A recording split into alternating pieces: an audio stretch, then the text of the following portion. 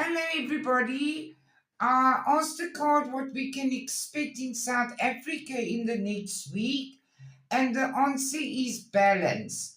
Balance within ourselves, acknowledging our truth, and helping others. Today, we need to take time out to find self awareness.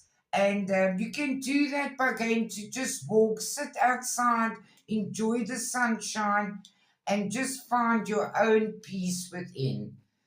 This will bring you emotional comfort, and also you will be able to think rationally. In the past, the angels say no, we were offered opportunities in South Africa and they were not taken.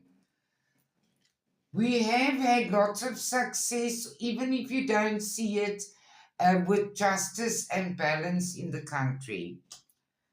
The angels say yes, we're not stuck as we were before, and we're all looking for reason for celebration. As from tomorrow, we must start reconsidering as life progresses and things start happening for you to rekindle your relationships with the people and the life around you.